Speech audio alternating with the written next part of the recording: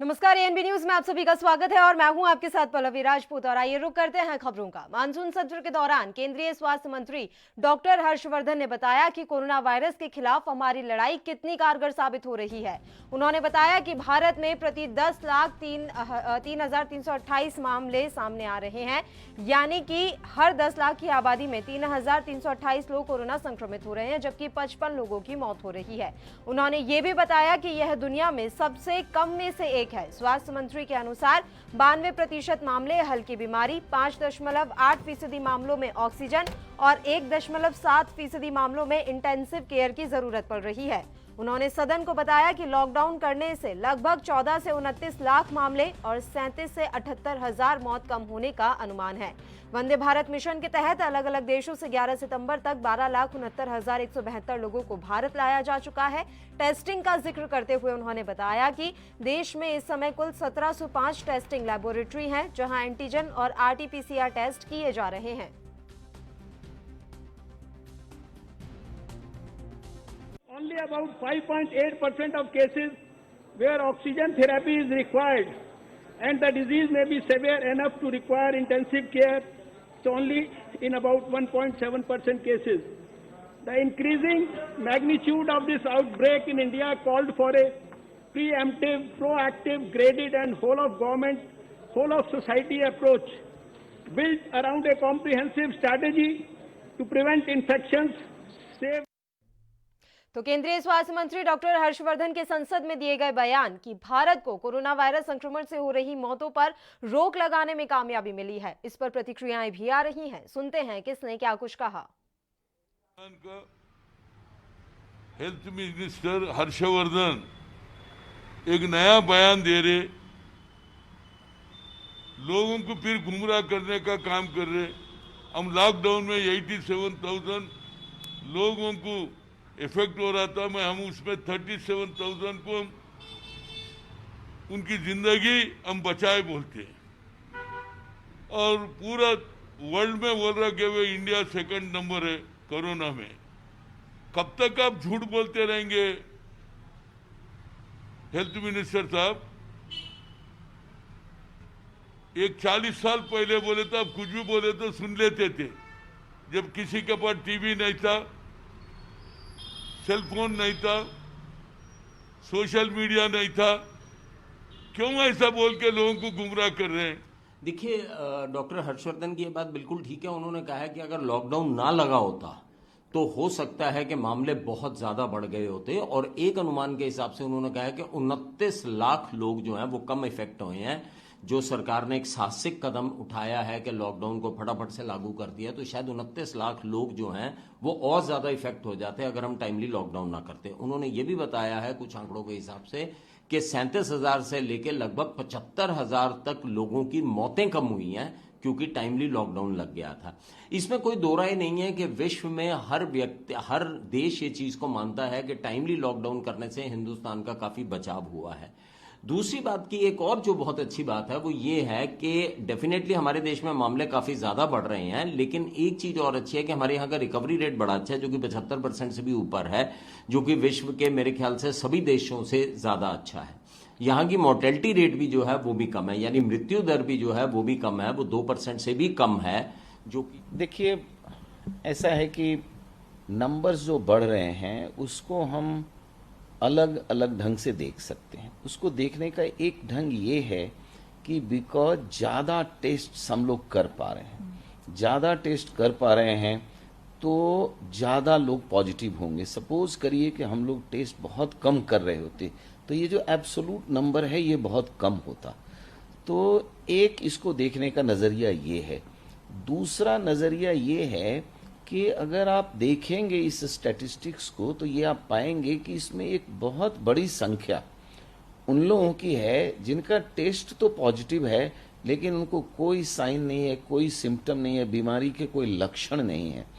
तो ये वो लोग हैं जो अगर पॉजिटिव हो गए और उनको बीमारी नहीं है, बीमारी का कोई लक्षण नहीं है, इसका मतलब है कि इनके बॉडी के अंदर में इस बीमारी के अगेंस्ट में इम्यूनिटी डेवलप हो रही है।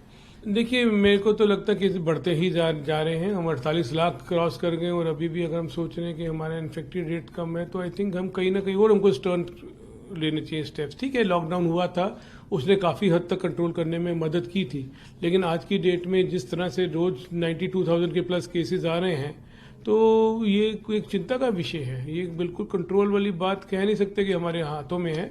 ये अभी बड़ा फाइट चल रहा है, हम इसमें कंप्लेसेंट। तो तमाम प्रतिक्रियाएं आपने सुनी और सुना आपने किस तरह से जो चिकित्सक हैं उनमें भी जो उनकी जो प्रतिक्रियाएं हैं वो एक जैसी नहीं है, मिली जुली प्रतिक्रियाएं सामने आ रही हैं। डॉक्टर हर्षवर्धन ने बयान तो दे दिया कि लॉकडाउन की वजह से हमारे देश में कोरोना वायरस की जो रफ्तार है वो काफी कंट्रोल में है, लेकिन हर कोई उनके इस बयान से सहमत नजर नहीं आ रहा है, हर कोई उनके इस बयान से इत्तेफाक नहीं रखता है।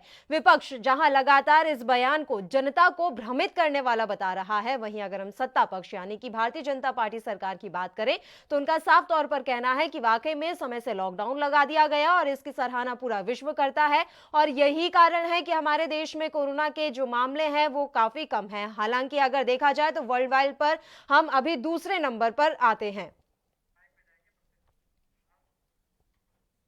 और मसले पर चर्चा के लिए सबसे पहले बीजेपी से पंकज जोशी जी इस समय लाइव जुड़े हुए हैं। इस मसले पर ज्यादा चर्चा के साथ सीधे उन्हीं के पास चलते हैं। पंकज जी, सबसे पहले बहुत बहुत स्वागत है आपका एएनबी न्यूज पर। जी धन्यवाद। पंकज जी, देखिए केंद्रीय मंत्री डॉक्टर हर्षवर्धन ने बड़ा बयान दिया है। उन्होंने कहा है कि लॉकडाउन की वजह से हमारे देश में जो कोरोना वायरस की रफ्तार है वो कम हुई है, कंट्रोल में है, लेकिन हम हकीकत में आंकड़े देखें तो हम 50 लाख के आसपास पहुंचने वाले हैं। और तमाम जो विपक्ष के नेता हैं या हम वरिष्ठ चिकित्सकों की बात कर लें तो वो अभी भी स्थिति को भयावह बता रहे हैं और चिंताजनक बता रहे हैं। देखिए पल्लवी जी, यदि शुरू के हालात देखें तो जिस तरीके से बहुत छोटे छोटे कंट्रीज थे और जिनके पास बहुत ज्यादा स्वास्थ्य की स्थितियां थी, चाहे वो इटली ले लें, चाहे स्पेन ले लें, चाहे जर्मनी ले लें, और जैसी पंकज जी उनके पास थी जो भयावह, क्योंकि लॉकडाउन होने के कारण लगातार जो है लोग इसकी ग्रेविटी एक प्रिकॉशंस लेना शुरू किया। तो मैं कह रहा हूं कि भारत में लॉकडाउन के कारण जो है बहुत सारी जितनी जो चीजें थी जिनको हम लोगों तक पहुंचाने की आज बात कर रही है इसकी सरकारें, आज राज्य सरकारें लगातार जो है बजट जो है उनका जो एडवर्टाइजिंग का बजट देखें, कोरोना के ऊपर यदि आप जो है एक लोगों को जो है जागरूक करने का यदि बजट देखें तो लाखों करोड़ रुपए खर्च कर रही है, लेकिन वो चीजें नहीं हो पाई जो लोगों को जो है लॉकडाउन में समझ में आ गई थी। आज लॉकडाउन के कारण इतनी बड़ी संख्या जो है आप देखिए कि धीरे धीरे करके जो है लोग संक्रमित हो रहे हैं, लेकिन संक्रमित का जो तरीका है, जो लोगों का जो ग्रेविटी है, जो लोगों का बेसिकली लक्षण है वो काफी लो है। क्योंकि अदरवाइज यदि जिस तरीके के हालात शुरू बने तो निश्चित रूप से भारत के पास में जिस तरीके की पॉपुलेशन डेंसिटी थी, जिस तरीके के हालात थे, मेरे ख्याल में बहुत भयावह स्थिति होती। तो सरकार ने जो है लॉकडाउन करके और अपनी जो है इस चीज को बनाया, और अभी भी सरकार लगातार केंद्र सरकार जो है इस बात पे नजर रखी हुई है कि यहां तक अभी 4 स्टेटों को कहा कि राजस्थान था, जिसमें यूपी था, कि आप ऑक्सीजन की जो है व्यवस्थाएं बरकरार रखिए, बना के रखिए, क्योंकि वो सारी जो स्टेट सरकार है उन पे मॉनिटरिंग लगातार बनाए हुए है कि कहां से केसेस ज्यादा आ रहे हैं, कारण क्या है, उनके लगातार जो है उन पे मॉनिटरिंग कर रही है। ठीक है। और विपक्ष की माने तो जब वाकई में लॉकडाउन की जरूरत थी तो सरकार ने अनलॉक के फेज शुरू कर दिए हैं। जब केस कम थे तो पूरा देश लॉकडाउन था, और अब जब लगातार रिकॉर्ड तोड़ मामले सामने आ रहे हैं तो हम अनलॉक के चरण बढ़ाए जा रहे हैं। इस पर क्या कहेंगे? देखिए पल्लवी जी, मैं जहां तक राजस्थान की बात है, राजस्थान में जो है लॉकडाउन 25 से पूरे देश में लागू हुआ, लेकिन यहाँ के मुख्यमंत्री ने 21 से लॉकडाउन शुरू किया, 21 तारीख से लॉकडाउन शुरू किया। और लगातार जब मैं बताऊं कि यदि ऐसा था तो विपक्ष ने पूछा नहीं था क्या?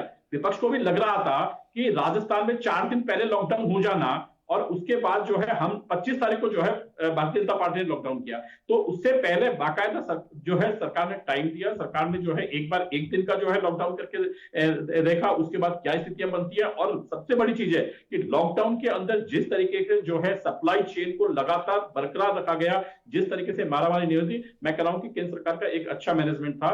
और विपक्ष को कम से कम इस बार अपनी जो राज्य सरकारें हैं उन पे जो है केंद्र के साथ मिलकर के इस महामारी से लड़ने की कोशिश की जानी चाहिए, क्योंकि अभी महामारी खत्म नहीं हुई है। और यदि इस पे जो चर्चा होगी, इसको खत्म होने के बाद आराम से इस पे चर्चा की जा सकती है।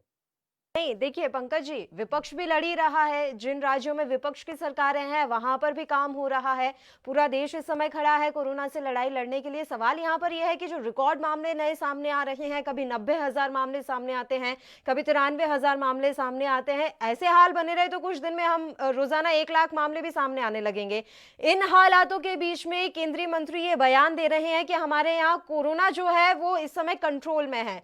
आपको यह हास्यास्पद नहीं लगता कि रोजाना इतने रिकॉर्ड मामले सामने आ रहे हैं, उस समय ये कह देना कि कोरोना के मामले कंट्रोल में हैं? नहीं, देखिए पल्लवी जी, मैं कह रहा हूँ कंट्रोल का मीनिंग उनका ये नहीं है कि मामले ज्यादा आ रहे हैं। देखिए लगातार जो है जिस तरीके से जो है WHO कह रहा है कि आप जांच बढ़ाइए, जांच बढ़ेंगे तो कोरोना संक्रमित आएंगे। और आप स्वयं देखेंगे कि जितनी चीजें हैं आज जहां संक्रमण की ज्यादा संख्या है वहां पर जो स्टेट गवर्नमेंटों ने व्यवस्थाएं करी हैं, तो जिन जिन स्टेटों ने अच्छी व्यवस्थाएं करी हैं आज वो अच्छी स्थिति में धीरे धीरे करके आ रहे हैं। वहां इतनी पैनिक, संख्या जरूर ज्यादा है बट पैनिक नहीं है। लेकिन कई स्टेट ऐसे हैं कि जहां पर संख्या बहुत कम है लेकिन फिर भी पैनिकता की नजर आ रही है कि ऑक्सीजन की कमी है, जो है वेंटिलेटर्स की कमी हो रही है, आईसीयू की कमी पड़ रही है, आईसीयू के बेड्स कम पड़ रहे हैं, हॉस्पिटल्स के कम पड़ रहे हैं। तो ये जो चीजें हैं इनको कहीं ना कहीं जो है राज्य सरकार को जो है केंद्र सरकार से मिलकर के जो है कहीं ना कहीं पूरी करने की कोशिश की जाएगी और रिपोर्ट जो है लगातार उनके संपर्क में रहकर के जिस तरीके से इसे काबू करने के लिए एक संयुक्त प्रयास की आवश्यकता रहेगी। ठीक है पंकज जी, आप जुड़े रहिए हमारे साथ। कांग्रेस से सचिन रावत जी इस समय फोन लाइन पर जुड़े हैं, उनसे भी हम उनका पक्ष जान लेते हैं कि विपक्ष इस मसले पर क्या सोचता है। जो बयान केंद्रीय मंत्री डॉक्टर हर्षवर्धन ने दिया है, विपक्ष की क्या राय है? सचिन जी, मैं आपकी प्रतिक्रिया चाहूंगी। डॉक्टर हर्षवर्धन कह रहे हैं कि लॉकडाउन की वजह से शुरुआती दौर में ही हमने कोरोना को कंट्रोल कर लिया और इस वजह से हमारे देश में अभी मामले और जो हालात हैं वो इतने भयावह और चिंताजनक नहीं है। देखिए पल्लवी जी, हर्षवर्धन साहब का जो कल बयान आया है बिल्कुल हास्यास्पद लगता है। उन्होंने ऐसे समय ये बात कही है जब देश में 50 लाख के आसपास कोरोना के केस हो गए हैं। मैं तो कह रहा हूं कि जब प्रधानमंत्री जी ने अनियोजित लॉकडाउन किया और उसके बाद में लगातार केसेस बढ़ते हुए चले गए और रफ्तार के साथ में अब तो केसेस बढ़ रहे हैं, तो मुझे तो बड़ा हास्यास्पद लगता है कि इस प्रकार का उनका बयान आता है। आज इनके पास में जरूरी जो उपकरण हैं जैसे कि टेस्टिंग किट या स्कैनर, थर्मल या और भी जो चीजें की जो मशीनें हैं जिनसे कोविड के टेस्ट हो रहे हैं, उसमें इतनी बड़ी मात्रा में इतनी बड़ी मतलब धांधली हो रही है। उत्तर प्रदेश में हर जिलों में सरकार के अधिकारी और सरकार के आला मंत्रियों की मिलीभगत से यहाँ पे धांधली हो रही है।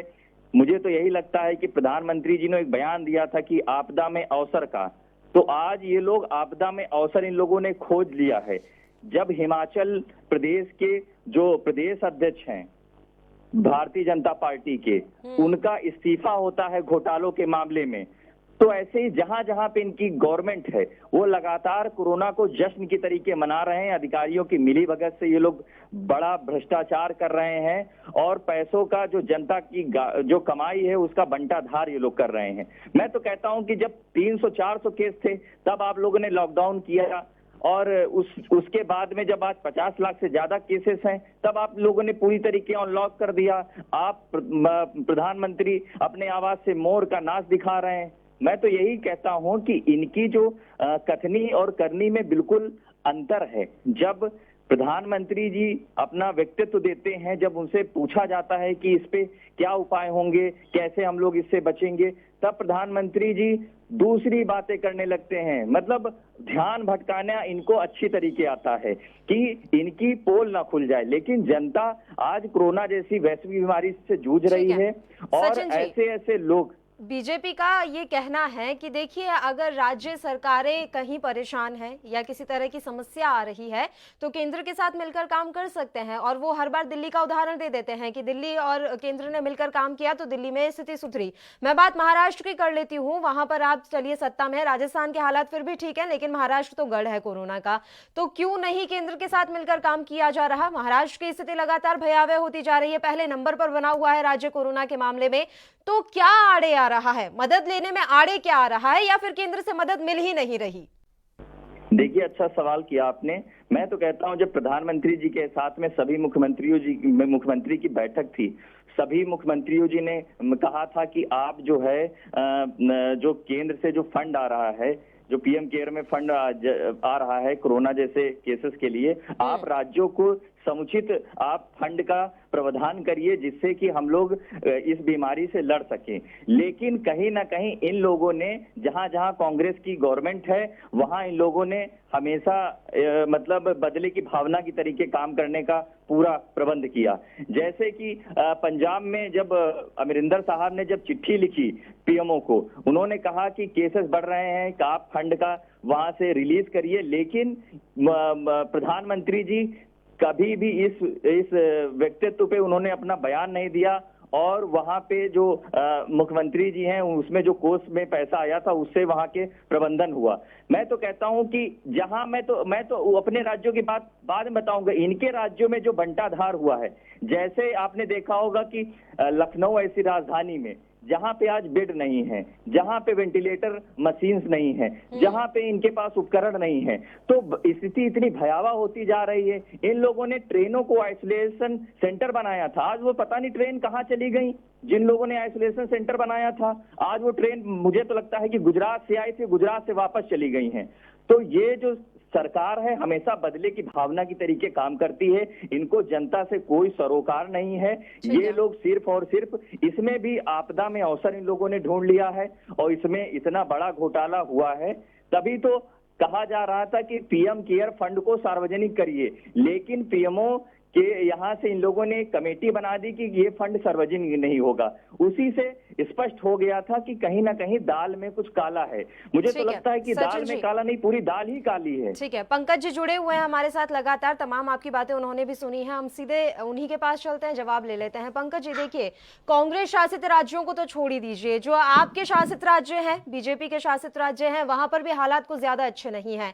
संसद में केंद्रीय मंत्री हर्षवर्धन ये आंकड़े तो पेश कर देते हैं कि देखिए हमने लॉकडाउन कर दिया, इस वजह से कोरोना के आंकड़े इतने कम हो गए, मौतों का आंकड़ा इतना कम हो गया। चलिए अच्छी बात है, लेकिन जब सवाल पूछा जाता है कि लॉकडाउन के दौरान कितने प्रवासी मजदूरों की मौत हुई, उसका आपके पास जवाब नहीं है। पीएम केयर फंड के लिए बात की जाती है तो उसका जवाब आपके पास नहीं है। बात हम ये कर लें कि लगातार इक्विपमेंट्स क्यों नहीं आ पा रहे हैं। हम ऑक्सीमीटर देख लें, उत्तर प्रदेश के हालात इतने ज्यादा खराब है कि वहां पर बेड नहीं है, वेंटिलेटर नहीं है, खुद आपके मंत्री के साथ अभद्रता होती है हॉस्पिटल में, और इतने हालात भयावह होने के बाद किस आधार पर हर्षवर्धन जी इतने बड़े दावे कर रहे हैं? देखिए आपने जो है वहां पर एक मंसूरी जी जो है विधायक हैं, आपने यदि वीडियो जो वायरल हुआ है वीडियो को देखा हो तो उसमें उन्होंने कहा है कि मुझे जो है मुख्यमंत्री के कारण जो है मेरी जान बची है, और जो है उनको जो है उन्होंने बाकायदा जो है सार्वजनिक रूप से उन्होंने किया है। और यदि आप देखें तो निश्चित रूप से यूपी में जो है संख्या ज्यादा है, यूपी के क्योंकि यूपी से जितना भी जो माइग्रेशन था काफी ज्यादा माइग्रेशन था वहां पर है, लेकिन वहां के पहले मुख्यमंत्री हैं जिन्होंने जाकर के प्रत्येक हॉस्पिटल में जा करके जो है कोरोना के वॉरियर्स का भी और कोरोना से जो पीड़ित थे लोगों का भी ध्यान रखा। और जितनी चीजें थी, संख्या ज्यादा है लेकिन उसका इलाज भी लगातार उतने ही अच्छी तरीके से जो है यूपी के अंदर किया जा रहा है। तो मैं कह रहा हूं कि ऐसी चीज नहीं है कि कोई भी चीज जो है बहुत ज्यादा जो है आउट ऑफ कंट्रोल है, या ये चीजें लगातार सरकार जो है ऑक्सीजन की व्यवस्था कर रही है, लगातार जो है प्राइवेट हॉस्पिटलों पे जिस तरीके का जो है लगाम मेरे ख्याल में यूपी में किया गया है वो हालात जो है दूसरी जगह पर नहीं है। यदि आज आप धीमे धीमे देखेंगे, क्योंकि बहुत सारे स्टेट ऐसे थे जो शुरू में बहुत पीछे थे लेकिन बाद में जो है बहुत आगे हो गए, और इसी तरीके से कई स्टेट ऐसे हैं जो बहुत आगे थे, वो जो है उन्होंने मैनेजमेंट करके ठीक किया।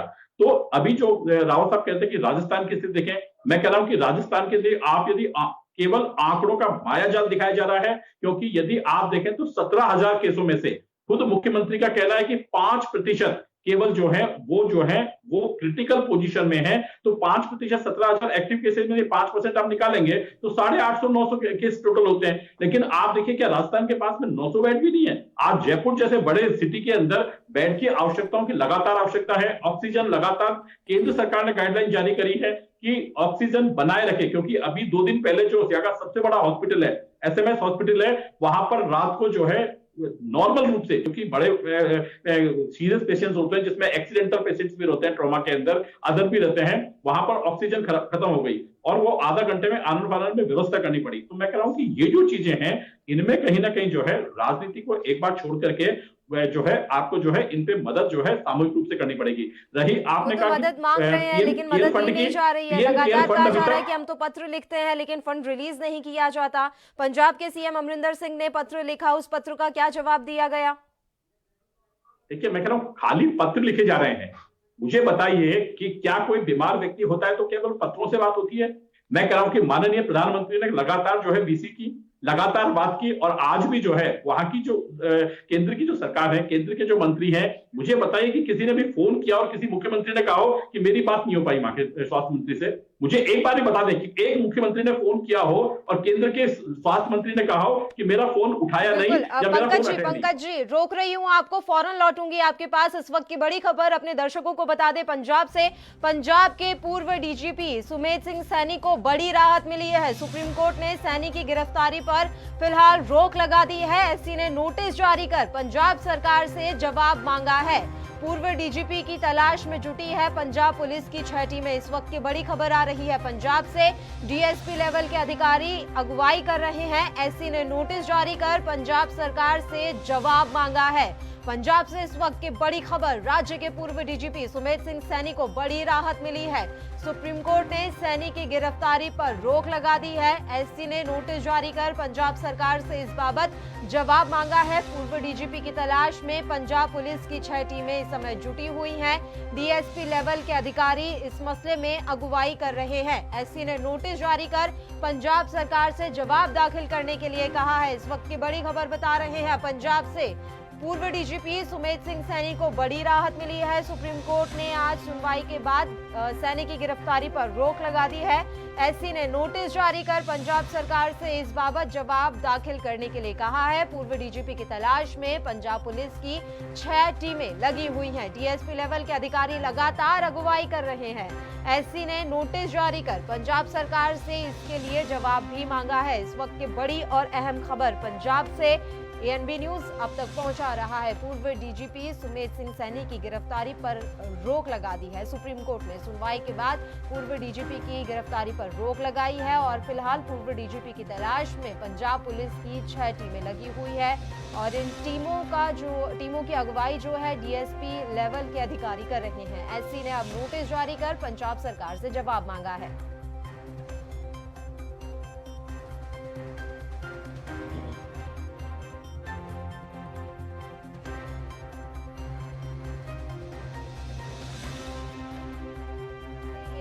आप तक पहुंचा रहा है। डीएसपी लेवल के अधिकारी जुटे हुए हैं पूर्व डीजीपी की तलाश में। एससी ने नोटिस जारी कर पंजाब सरकार से इस मसले पर अब जवाब दाखिल करने के लिए कहा है। पंजाब के पूर्व डीजीपी सुमेध सिंह सैनी को बड़ी राहत यहां मिलती हुई नजर आ रही है। सुप्रीम कोर्ट ने सैनी की गिरफ्तारी पर रोक लगा दी है। सुप्रीम कोर्ट ने नोटिस जारी कर पंजाब सरकार से जवाब दाखिल करने के लिए कहा है।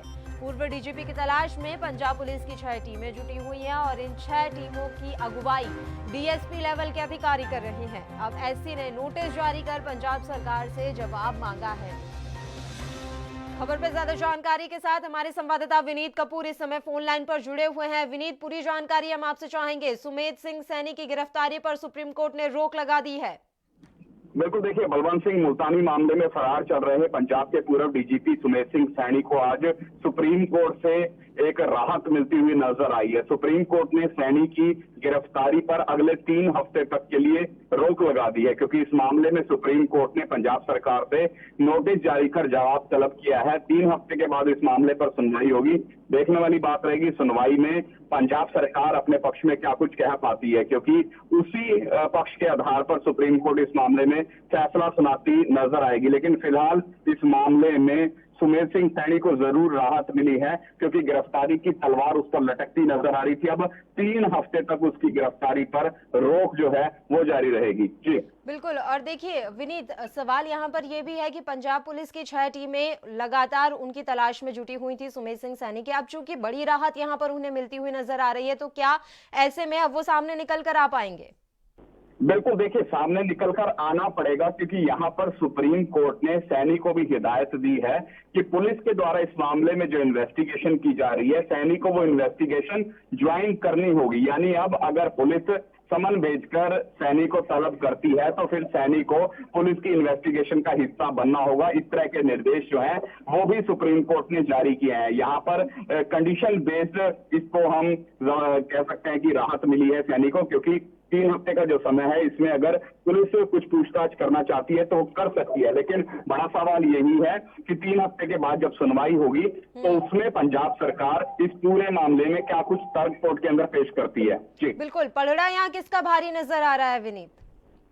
देखिए, फिलहाल अगर इस पूरे मामले की बात करें तो जिस तरह से इस मामले में जो गवाहियां निकलकर सामने आई हैं, जगीर सिंह की बात करें, कुलदीप की बात करें या और पुलिस कर्मियों की गवाहियों की बात करें, उसके आधार पर तो इस मामले में सैनी जो है वो बुरे फंसते नजर आ रहे हैं, क्योंकि उन लोगों ने सीधे तौर पर जो बयान दिए हैं जिसमें स्पष्ट तौर पर उन्होंने घटना का जिक्र किया कि कैसे घटना घटित हुई थी, तो ऐसे में बुरे फंसते नजर आ रहे हैं। लेकिन फिर भी अभी उनके ऊपर आरोप जो है वो तय नहीं हो पाए हैं। अभी मामला ही दर्ज हुआ है, इन्वेस्टिगेशन जारी है, तो आने वाले समय में देखने वाली बात रहेगी क्या कुछ नए खुलासे इस मामले में हो पाते हैं, क्योंकि सैनी जब इन्वेस्टिगेशन ज्वाइन करेंगे तो अपने बचाव में सैनी क्या कहते हैं, ये एक बड़ा सवाल है। जी बिल्कुल, बहुत बहुत शुक्रिया विनीत कपूर तमाम जानकारी हम तक पहुंचाने के लिए। तो पंजाब के पूर्व डीजीपी सुमेध सिंह सैनी को यहां बड़ी राहत मिली है। सुप्रीम कोर्ट ने सैनी की गिरफ्तारी पर रोक लगा दी है।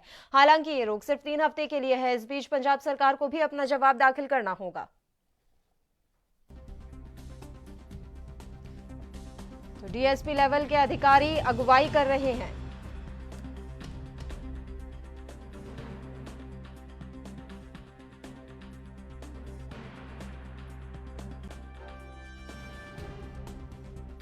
हाल सुप्रीम कोर्ट ने सैनी की गिरफ्तारी पर रोक लगा दी है। एससी ने नोटिस जारी कर पंजाब सरकार से जवाब मांगा है। पूर्व डीजीपी की तलाश में जुटी है पंजाब पुलिस की 6 टीमें और डीएसपी लेवल के अधिकारी इन टीमों की अगुवाई कर रहे हैं। इस बीच बड़ी राहत यहां सुमेध सिंह सैनी को मिलती हुई नजर आ रही है।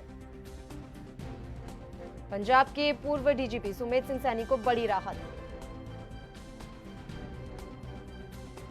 और वैभव गुप्ता अधिवक्ता इस समय फोन लाइन पर जुड़े हुए हैं इसी खबर पर ज्यादा चर्चा के साथ। वैभव जी, मैं आपसे समझना चाहूंगी, देखिए पूर्व डीजीपी सुमेध सिंह सैनी को बड़ी राहत तो सुप्रीम कोर्ट की तरफ से मिल गई है, लेकिन आने वाले समय में इस पूरे मसले पर क्या कुछ कानूनी विकल्प सुमेध सिंह सैनी के पास अभी बचे हुए हैं? देखिए, सुप्रीम कोर्ट ने आज पंजाब गवर्नमेंट को नोटिस जारी कर दिया है और उनसे 3 हफ्ते का टाइम दिया है उनको जवाब देने के लिए, पिटीशन के लिए। और मीनवाइल सुमेध सैनी का अरेस्ट स्टे कर दिया है, सुप्रीम कोर्ट ने उनको प्रोटेक्शन दी है। तो अब ये सुप्रीम कोर्ट के पास मामला चला गया है, तो सुप्रीम कोर्ट ही डिसाइड करेगी कि उनको बेल दी जानी चाहिए कि नहीं दी जानी चाहिए। उनका मोस्टली पूरी पिटीशन में यही प्ली है कि ये मैलाफाइडी इंटेंशन और सरकार ने उनके खिलाफ रोष निकाला है और वो किसी भी चीज में ऐसे में इन्वॉल्व नहीं है।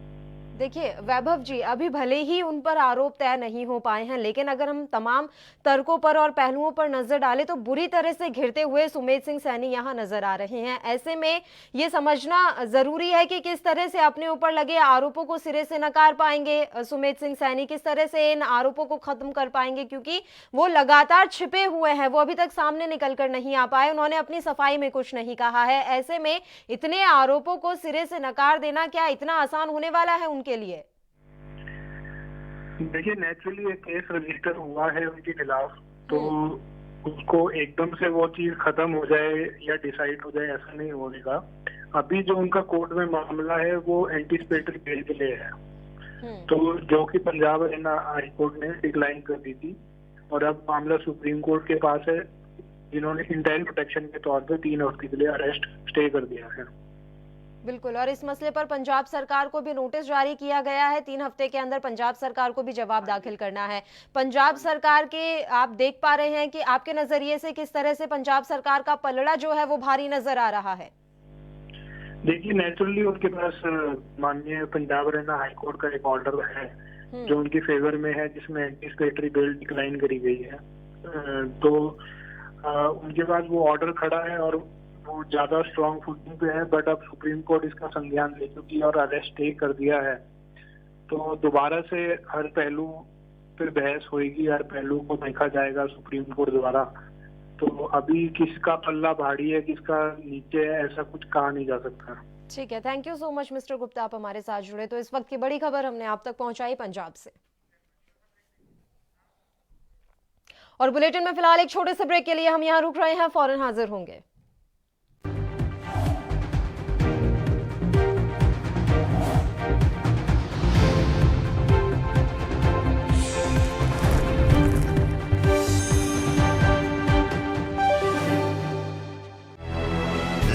से लेकर चंडीगढ़ तक, मुंबई से लेकर रायपुर तक, क्या है राजनीति की हलचल, क्या है समाज का मिजाज। राजधानी लाइव, हमारी नजर, आपका फैसला, हर रोज सुबह 8 बजे सिर्फ ANP न्यूज पर।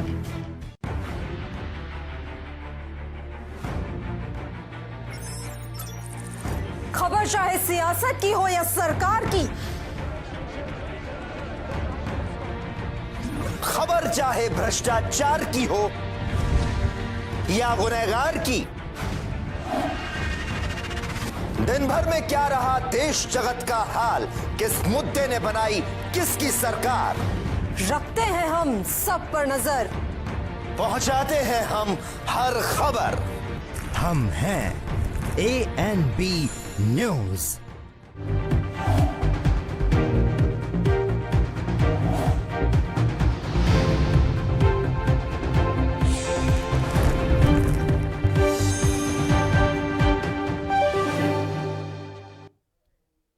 ब्रेक के बाद एक बार फिर से आप सभी का स्वागत है और आइए अब रुक करते हैं अगली खबर का। रक्षा मंत्री राजनाथ सिंह मंगलवार को संसद में भारत चीन के बीच पूर्वी लद्दाख में वास्तविक नियंत्रण रेखा पर जारी विवाद पर बयान दे सकते हैं। रक्षा मंत्री का बयान इस मामले में अहम होगा क्योंकि विपक्ष ने इस मुद्दे पर बहस की मांग की है। राजनाथ सिंह ने हाल ही में रूस की राजधानी मॉस्को में चीन के रक्षा मंत्री जनरल बेई फेंग से मुलाकात की थी। उनके कुछ दिन बाद ही मॉस्को में ही विदेश मंत्री एस जयशंकर और उनके चीनी समकक्ष वांग यी के बीच बातचीत हुई थी।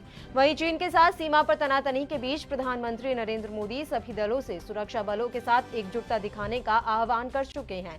प्रधानमंत्री ने कहा कि सेना के पीछे पूरा देश एकजुटता के साथ खड़ा है और मजबूत संदेश इस सदन की ओर, खासकर इस सत्र की ओर विशेष जिम्मेदारी है। पीएम मोदी ने कहा कि ऐसे में यह संदेश जाना बहुत जरूरी हो जाता है कि सेना के जवानों के पीछे देश खड़ा है, संसद और सांसदों के माध्यम से खड़ा है। ये बहुत ही मजबूत संदेश भी ये सदन देगा, सभी सदस्य देंगे, ऐसा मेरा विश्वास है। और इन सब के बीच आज खुद रक्षा मंत्री राजनाथ सिंह इस मसले पर लगभग 3 बजे सदन में जानकारी दे सकते हैं। तो भारत और चीन के बीच वास्तविक नियंत्रण रेखा पर जारी तनाव पर रक्षा मंत्री राजनाथ सिंह आज विस्तार से संसद में बयान देंगे। इस पर क्या कुछ प्रतिक्रियाएं आ रही हैं, सुनते हैं। मुझे लगता है कि कल भी आपने देखा होगा कि अगर कांग्रेस के अधीर रंजन ने चीन का बात उठाना चाहा तो उनको उठाने का मौका दिया स्पीकर साहब ने, बालू को तमिलनाडु का मौका दिया उठाने के लिए। लेकिन स्पीकर साहब ने कहा कि ये विषय अगर गंभीर है, संवेदनशील है, तो इस पे बिजनेस एडवाइजरी कमेटी पे चर्चा हो जाएगी और इसके लिए मैं समय निर्धारित करूंगा, उस पर चर्चा होगी। तो इससे साफ है कि कांग्रेस का आरोप असत्य है, लोकतंत्र की मजबूती है। उनका ये कहना गलत है कि लोकतंत्र की हत्या हो रही है। बिजनेस एडवाइजरी कमेटी में वो विषय ले आएँ, उस पर समय निर्धारित होगा, उस पर इसी सत्र में चर्चा होगी, सरकार जवाब देगी और सरकार हर विषयों पर चर्चा के लिए तैयार है। तो विपक्ष को, जनता को गुमराह करने के लिए इस तरह की बातें कह रहे हैं। हम तो पूरा मानसून सत्र चलाना चाहते हैं और प्रधानमंत्री हों, संसदीय कार्य मंत्री हों या स्पीकर साहब, सब ने कहा कि सदन में सभी को अवसर मिलेगा। मुझे देखना है लोकसभा में उनका बयान प्रधानमंत्री के उस बयान को झुठलाता है या उसका समर्थन करता है, क्योंकि प्रधानमंत्री जी ने विरोधी दल के नेताओं के बीच में बयान दिया था, चीन न कभी घुसा है, न चीन घुसा है और न चीन हमारी किसी चौकी पर काबिज है। और रक्षा मंत्री जी ने जो बयान दिया था कि पाक ने हमारी पवित्र भूमि का अतिक्रमण किया, देखना है वो अपने बयान पर कायम रहते हैं या प्रधानमंत्री जी के झूठ का समर्थन करते हैं। कि भारतवर्ष का सैन्य पुरुषार्थ और देश में विदेश नीति के सवाल पर आम सहमति, यह हमारा संस्कार रहा है। इसलिए दुनिया का कोई भी देश भारतवर्ष के स्वाभिमान को आंख नहीं दिखा सकता। इतना यह मूलभूत वाक्य है कि भारतवर्ष अपने पुरुषार्थ पर 125 करोड़ लोगों के संकल्प के बदौलत चाहे कोई भी दुश्मन हो, आंख तरेर नहीं सकता है, उसका मुकाबला करने में भारत सक्षम है।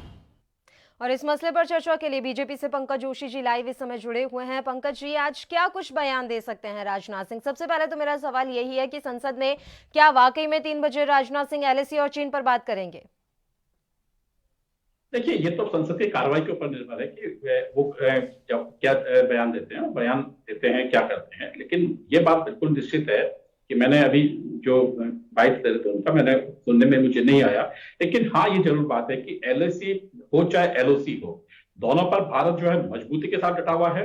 और जहां पर आप देखें तो कश्मीर पे जहां लगातार बातचीत हुआ करती थी, कभी हम उनसे बातचीतों से बात करते थे, आज जो है उसी कश्मीर पर जो है बात नहीं करते, हम कार्रवाई करके जो है आज जो है उस पर हटे हैं। तो हमने ये कहा है कि देश की यदि LOC या LAC पर किसी की भी नजर होगी तो अब जो है नजरों को झुका करके नहीं, नजरों को आंख में आंख डाल करके बात करेंगे। आज जिस तरीके से कोरोना पूरा फैला हो, उसके बावजूद भी हमारे जो सैनिक हैं आज जिस तरीके से डटे हुए हैं, जिस तरीके से आज लगातार चाइना के जो है चीजों को जवाब दे रहे हैं, और चाइना बार बार जिस तरीके से जो है हर एक बात को कर करके पिछड़ता है, जिस तरीके से करता है, तो पूरे देश और पूरे विश्व ने जान लिया है कि चाइना की स्थिति क्या है। और आज चाइना जो है एक तरीके से अलग थलग होकर के पड़ा हुआ है। लेकिन लगातार विपक्ष की तरफ से भी तो मांग की जा रही है कि आप इस मसले पर चर्चा कीजिए, आप जानकारी साझा कीजिए कि आखिर वहां पर वाकई में क्या कुछ हालात हैं, वास्तविक हालात LAC के किस तरह से हैं। तो क्या विपक्ष को या सदन को ये जानने का हक नहीं है कि किस तरह के हालात बने हुए हैं LAC पर? पल्लवी जी, जब जम्मू एंड कश्मीर के हालात जानने होते हैं तो सेपरेटिस्ट से बात करते हैं, जब उनको जो है पाकिस्तान से बात करनी होती है तो पाकिस्तान से बात करते हैं, और जब चाइना की बातें करते होते तो यहाँ करते हैं। मैं कह रहा हूँ कि हाँ, आप बात कीजिए ना, और बात करने से सदन में जम्मू कश्मीर और पाकिस्तान के मसले पर पहले भी काफी बार चर्चा हुई है पंकज जी। सदन की अगर हम बात करें तो ऐसा नहीं है कि पाकिस्तान और जम्मू कश्मीर को लेकर चर्चा नहीं हुई हो। पल्लवी जी, सदन में जो होना चाहिए था, आज मुझे ये बड़ा अफसोस है कि आज जो है सबसे प्रमुख विपक्षी पार्टी होने के नाते उनके दोनों प्रमुख नेता जो है सदन चलते हुए आज विदेश चले जाते हैं और बात करते हैं विदेश से पूछ करके। यहां पर जब तक थे तो लगातार पूछ रहे थे कि भाई चाइना से क्या हुआ क्या नहीं हुआ। जब सदन चलने लगा तो आप स्वयं देखिए कि वो विदेश चले गए। सर, अगर किसी का स्वास्थ्य खराब है, पंकज जी एक सेकंड, अगर किसी का स्वास्थ्य खराब है और वो अपने स्वास्थ्य के लिए जा रहा है बाहर, इलाज के लिए बाहर जा रहा है, तो आप उसे राजनीति से जोड़कर कैसे देख सकते हैं? आप सवाल अगर अमित शाह पर उठा दिए जाए कि वो तो एम्स में जाकर भर्ती हो गए, सदन चलने लगा, ये कैसा तर्क हुआ पंकज जी? देखिए पल्लवी जी, मैं बताता हूं आपको। पल्लवी जी देखिए, मैं पल्लवी जी आपको फिर बताता हूं आपको कि ऐसा इमीडिएटली स्वास्थ्य खराब नहीं था। आपने उन्होंने कहा रूटीन चेकिंग के लिए गए, जैसा आपके मीडिया ने कहा कि रूटीन चेकिंग के लिए जो है वो विदेश गई हैं। रूटीन चेकिंग का टाइम जो है या तो इससे पहले भी हो सकता था सदन से, क्योंकि सदन एकदम आहूत नहीं किया गया, सदन से पहले भी हो सकता था, सदन के बाद भी हो सकता था। और मैं कह रहा हूं चलो ठीक है, माननीय सोनिया गांधी जी अपने स्वास्थ्य चेकअप के लिए चले गई, तो राहुल जी को ना चाहिए था, राहुल जी नहीं है तो ये कह के जाना चाहिए था कि भाई ये जो है इन दोनों के बाद जो है एक, मैं कह रहा हूं कि यदि ऐसी चीजें हैं तो हम तो स्वयं ही कहते हैं कि यदि स्वास्थ्य नहीं ठीक होता है तो आराम से जो है, क्या कांग्रेस के पास में लीडरशिप की इतनी प्रॉब्लम है क्या, इतनी बड़ी परेशानी है क्या? तो आप करके जाते ना। आपको तो खुद पे ही विश्वास नहीं है। आज ना उनको जो है गुलाम नबी पे विश्वास है, ना उनको जो है आनंद शर्मा जी पर विश्वास है, ना उनको कपिल सिब्बल जी पे विश्वास है। तो अब आप मुझे बताइए कि जब हालात, आंतरिक हालात आपके ठीक नहीं है तो उसकी जिम्मेदारी तो भारतीय जनता पार्टी अधीर रंजन चौधरी पर तो विश्वास है ना पंकज जी? अधीर रंजन चौधरी पर विश्वास है और इसलिए वो मसला उठा रहे हैं, इसलिए वो विपक्ष के नाते चर्चा की मांग कर रहे हैं। नहीं, जवाब देंगे ना अधीर रंजन जी, बताए। मैं तो कह रहा हूं कि अभी आप बिल्कुल जवाब देंगे, सदन में हर एक चीज का जवाब दिया जाएगा। और आपको ये बिल्कुल गारंटी है, सदन ही नहीं 130 करोड़ जनता को जो है इस चीज का बिल्कुल निश्चित रूप से जवाब पाने का अधिकार है। और भारतीय जनता पार्टी की जो शासन है वो इस चीज का जवाब देगा कि हमने जो है देश रक्षा के लिए क्या क्या किया, कहां का उपाय उठाने चाहिए थे और कहां का क्या क्या उपाय उठाए हैं। ठीक है, तो मैं आपसे ये भी जानकारी चाहूंगी कि तमाम जो ये वार्ताओं का दौर चला भारत और चीन के बीच, इसको किस तरह से देखा जाए पंकज जी? क्या वाकई में इस वार्ता से कोई सफलता मिली है? इस वार्ता की वजह से कोई जो अभी हालात वहां पर तनावपूर्ण बने हुए हैं उस तनाव में कोई कमी आई है? देखिए मैं कह रहा हूं, देखिए पल्लवी जी, चाइना की जहां तक बात है तो अभी से नहीं, 1962 से जो है चीनी हिंदी चीनी भाई भाई करके जिस तरीके से पीठ में खंजर सौंपा था, तो मुझे वो याद आता है शिवाजी वाला मामला कि यदि शिवाजी भी जब उनसे अजमल खान से मिलने गए थे, यदि वो ऐसे ही चले जाते जैसे 1962 में चले गए होते तो बड़ी अच्छी वो होती। लेकिन भारत ये जानता है कि, भारत ही नहीं पूरा विश्व जानता है, लेकिन भारत अच्छी तरह भी जानता है कि चाइना से किस ढंग से बात करनी है और चाइना कहां तक अपनी बातों पर टिकेगा। लेकिन हाँ, हम डिप्लोमेटिक तरीके से हम चाहते हैं कि किसी भी देश के साथ हमारे संबंध जो है वो ठीक रहे, हम उन बातों को जो है करके आए हैं, और लेकिन चाइना बार बार इन बातों से मुकरता है। पूरा विश्व देख रहा है, और आज इसी कारण से चाहे जापान हो, चाहे ऑस्ट्रेलिया हो, चाहे फ्रांस हो, चाहे अमेरिका हो, आज कोई सा भी देश जो है यदि वो खड़ा हुआ है तो भारत के साथ जो है लगातार खड़ा हुआ है, और आज चाइना के साथ जो है अलग हो रहा है। यहां तक कि उसके खुद के जो पड़ोसी देश हैं वो भी आज जो है मेरे ख्याल में 1 या 2 जो है उनको लेकर के वो साथ में खड़ा है, बाकी सारे लोग जो है उसके विपक्ष में हैं। तो ये बात, इस चीज को माननी पड़ेगी कि डिप्लोमेटिक जीत जो है भारत की कहीं ना कहीं प्लेटफॉर्म पर हुई है। ठीक है, आप लगातार हमारे साथ जुड़े रहिए पंकज जी। फिलहाल कांग्रेस से पुरुषोत्तम जी इस समय फोन लाइन पर मौजूद हैं इसी खबर पर चर्चा के साथ। पुरुषोत्तम जी, मैं सबसे पहले आपका रिएक्शन चाहूंगी। देखिए, ऐसा कहा जा रहा है कि आज 3 बजे सदन में रक्षा मंत्री राजनाथ सिंह एलएसी के मुद्दे पर बात कर सकते हैं। रक्षा मंत्री दोबारा रिपीट करें। पुरुषोत्तम जी, मेरा सवाल आपसे यह है कि आप किस तरह से देख रहे हैं? ऐसा कहा जा रहा है कि आज सदन में लगभग 3 बजे रक्षा मंत्री राजनाथ सिंह एलएसी के मसले पर बातचीत कर सकते हैं, आपकी प्रतिक्रिया? देश की चीन बॉर्डर की बात कर रहे हैं आप? जी। हाँ, चीन बॉर्डर पे हमारे कांग्रेस के लीडर जो बोलेंगे हम उनके साथ हैं। दूसरी बात, देश अगर पावर में है तो चीन को हम खदेड़ देंगे। अगर देश के पीएम साहब और रक्षा मंत्री जी भरोसा देते हैं देशवासियों को भी हम लड़ाई लड़ेंगे, चीन को खदेड़ेंगे, तो अच्छी बात है। प्रधानमंत्री तो कह रहे हैं कि मुझे सदन पर पूरा विश्वास है कि यहाँ से हम पैगाम देंगे, संदेश देंगे कि पूरा सदन हमारे देश के जवानों के साथ खड़ा है। तो ऐसे में अब आप सवाल उठाएंगे क्या इस पर? देखिए, भारत की बात करेंगे पीएम साहब, तो पूरा भारत पीएम के साथ, पूरे हिंदुस्तान के साथ खड़ा है, देश के साथ खड़ा है। अगर बॉर्डर पे हम वीक हैं, कमजोर हैं, हमारी लड़ाई, हमारे जवान लड़ने के लिए परेशान हो रहे हैं, सरकार के ऑर्डर नहीं मिल रहे हैं, तो अलग बात है। लेकिन देश जो है अपने भारत की सभी को बचाने के लिए पूरा भारत एकजुट रहा है। नहीं तो आपका सवाल क्या है पुरुषोत्तम जी? मैं यही जानना चाहती हूँ, विपक्ष जानना क्या चाहता है? ये जानना चाहता है कि सरकार की तरफ से ऑर्डर दिए जा रहे हैं या नहीं, ये जानना चाहता है कि एलएसी पर तनावपूर्ण हालात हैं या नहीं, या फिर ये जानने की कोशिश करना चाहता है कि चीन के जो सैनिक हैं वो कितने अंदर तक आ गए हैं? वाकई में विपक्ष जानना क्या चाहता है सरकार से? अब आपका पॉइंट जो है वो ये है कि हमारे देश की आर्मी को और कांग्रेस को ये बोला जा रहा है कि ये चीन के एजेंट बन गए हैं। नहीं, मेरा ये पॉइंट नहीं है सर। पुरुषोत्तम जी, मेरा ऐसा कोई पॉइंट नहीं है, नहीं है। जी, मैं बस ये जानना चाहती हूँ कि विपक्ष सवाल क्या रखना चाहता है। अगर रक्षा मंत्री राजनाथ सिंह 3 बजे खड़े होंगे सदन में बात करने के लिए, तो आप चर्चा किस बेस पर चाहते हैं?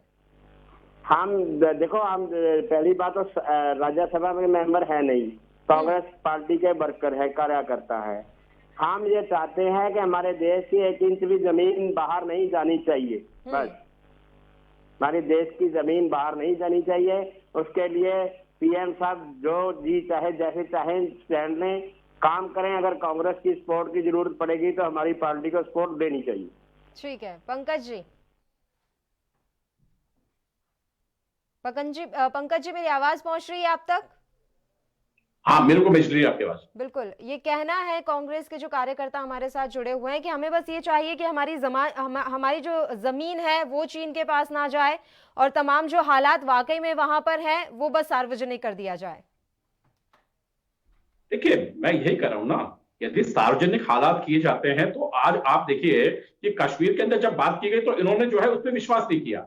आप खुद देखें कि कांग्रेस मतलब कैसी स्थिति देश की है कि जब पाकिस्तान पर एयर स्ट्राइक हुई, जब पाकिस्तान पर जो है कार्रवाई हुई, और जब उसको कहा गया तो उसको जो है इन्होंने झूठी बता दिया। और आज यदि इन चीजों के लिए, क्योंकि हमने कहा कि वक्त आएगा तो निश्चित रूप से बता दिया जाएगा कि कार्रवाई जो है वहां पर कितनी है, लेकिन हाँ, ये बात प्रधानमंत्री जी ने बार बार कहा कि हम अपनी जमीन की रक्षा करने के लिए तत्पर हैं, हम 1 इंच जमीन भी देने को तैयार नहीं हैं, जैसा कि पहले लोगों ने कहा, और इन्हीं बातों को लेकर के लगातार कहा। और मैं तो कह रहा हूं कि इसमें दिक्कत क्या थी, जब राफेल उतर रहे थे इस देश के अंदर, और जब चाइना के आगे जब राफेल खड़े हो रहे थे, तब आप लोग आगे क्यों नहीं आए थे?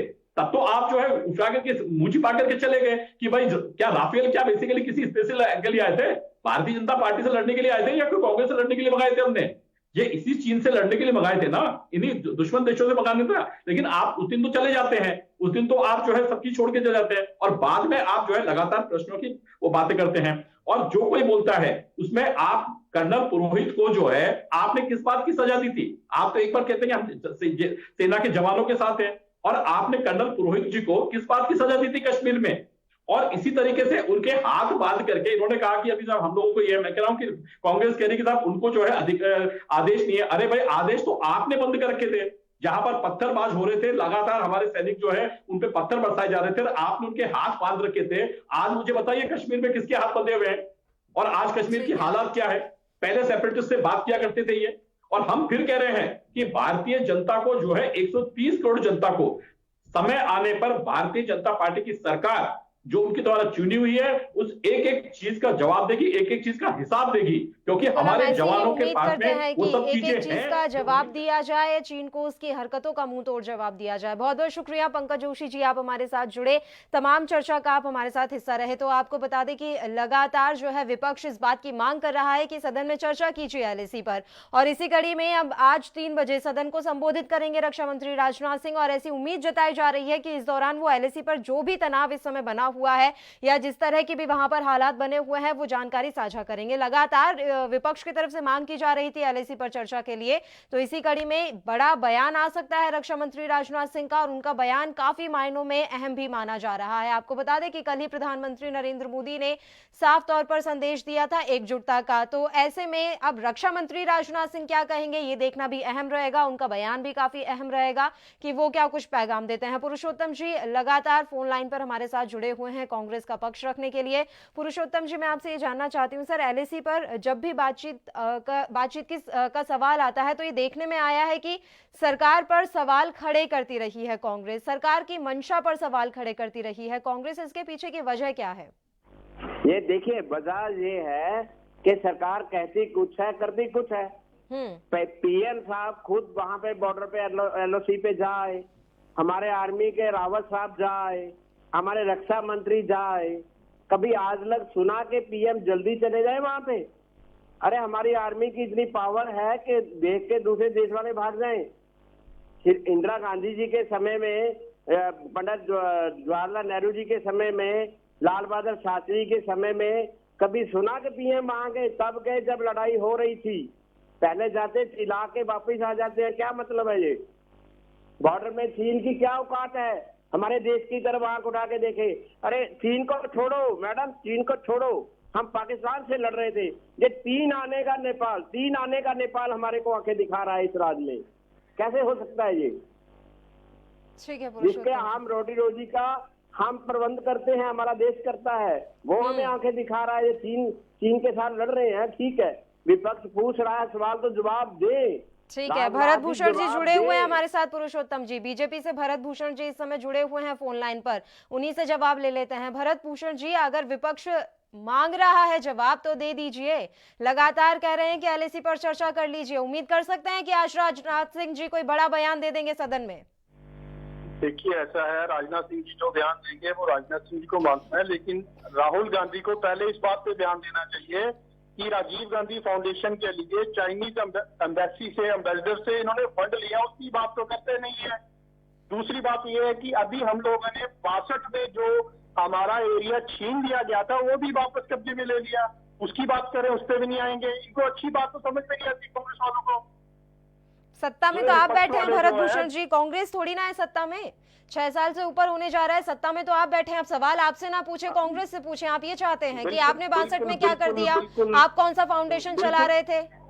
आपकी बात बिल्कुल ठीक है दीदी, हम लोगों ने अभी बताया कि 62 में जो नेहरू जी ने एरिया दे दिया था, ये कहते कि वहाँ घास भी नहीं उगती, वो एरिया हम लोगों ने वापस अपने कब्जे में लिया अभी, उसको आप बात करो। दूसरी बात, कांग्रेस ये बताए कि यही तो बात है भरत भूषण जी, जब वाकई में बीजेपी इतने कॉन्फिडेंस में है तो चर्चा से क्यों भागती है? आखिर जो सवाल पूछे जाते हैं उस पर जवाब क्यों नहीं दिए जाते? क्यों विपक्ष को इतनी माथापच्ची करनी पड़ रही है एक ही मुद्दे पर चर्चा के लिए? हॉस्पिटल हमारा रक्षा मंत्री भर्ती कहते हैं 70 साल में कांग्रेस ने किए क्या? 4200 हमने इकट्ठे किए और 2 पर तोपें ला के दी, 3600 प्लेन तैयार कर दिए, 5 रफेल मंगा के वो 560 एक एक करके भरत भूषण जी, पुरुषोत्तम जी, एक एक करके भरत भूषण इनसे जी पूछिए। ये डॉक्टर मनमोहन सिंह की सरकार ने रफेल का सौदा किया था 5 करोड़ 60 लाख में। अब 1600 करोड़ में ये कैसे लाए 500 करोड़ का? 5 प्लेन लाने पे ये पूरे वर्ल्ड के फेमस हो गए। एडवांस टेक्नोलॉजी का लॉजिक दे दिया जाता है। आर्मी किसने इकट्ठी करके दी? एडवांस टेक्नोलॉजी का तर्क दे दिया जाता है पुरुषोत्तम जी। जी हमने दे दिया, अब लड़के दिखाएं, अब देखें, अपना जलवा दिखाएं, सच बताएं देश को। देश को अगर कोई महसूस हुआ, विपक्ष को महसूस हुआ तो ये बता देंगे हमारे को ये आपत्ति है, हम ये करेंगे। हिंदुस्तान के छाती पे मूंग डल रहा है, उसके बारे में बात तो करो। आज नरेंद्र मोदी जी, राजनाथ सिंह जी, अमित शाह क्या करें? दोबारा बोलिए भूषण जी। भरत भूषण जी, आपकी आवाज हम तक क्लियर नहीं आ पा रही है, हम फिर से आपसे जुड़ने की कोशिश करेंगे। भरत भूषण जी की आवाज नहीं आ पा रही है क्लियर। पुरुषोत्तम जी, आप जो कह रहे थे अब आप अपनी बात रखिए। बात करते हो आप लोग, क्या कैसी बात करते हो? ये बहुत भारतवर्ष है, 135 करोड़ लोगों का देश है। अब चीन से लड़ाई हुई, हमें पता चलेगा। अरे हमें तो नेपाल आंखें दिखा रहा है, पाकिस्तान दिखा रहा है, क्या बात करते हो आप?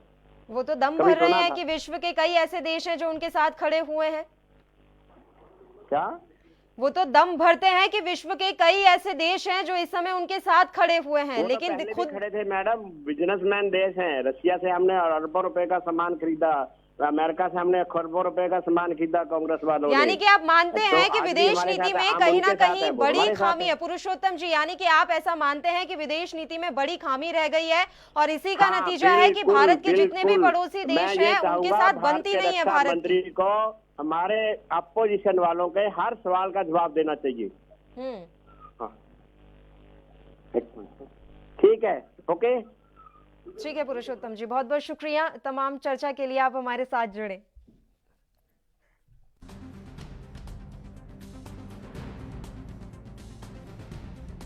दौरान आपको बता दें कि आज बड़ा दिन हो सकता है।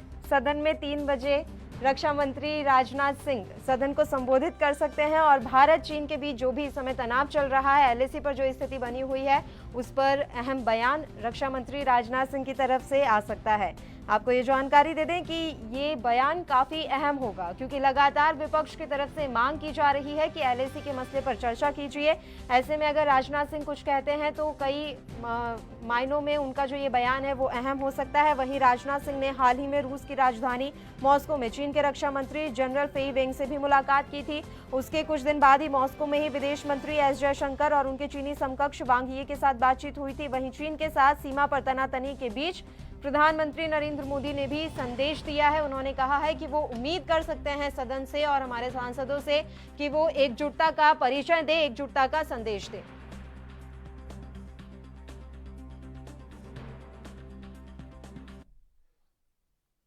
तो भारत और चीन के बीच वास्तविक नियंत्रण रेखा पर जारी तनाव पर रक्षा मंत्री राजनाथ सिंह आज विस्तार से संसद में बयान देंगे। इस पर क्या कुछ प्रतिक्रियाएं आ रही हैं, आइए एक बार फिर से आपको सुनाते हैं। मुझे लगता है कि कल भी आपने देखा होगा कि अगर कांग्रेस के अधीर रंजन ने चीन का बात उठाना चाहा तो उनको उठाने का मौका दिया स्पीकर साहब ने। बालू को तमिलनाडु का मौका दिया उठाने के लिए, लेकिन स्पीकर साहब ने कहा कि ये विषय अगर गंभीर है, संवेदनशील है, तो इस पर बिजनेस एडवाइजरी कमेटी पे चर्चा हो जाएगी और इसके लिए मैं समय निर्धारित करूँगा, उस पर चर्चा होगी। तो इससे साफ है कि कांग्रेस का आरोप असत्य है, लोकतंत्र की मजबूती है। उनका ये कहना गलत है कि लोकतंत्र की हत्या हो रही है।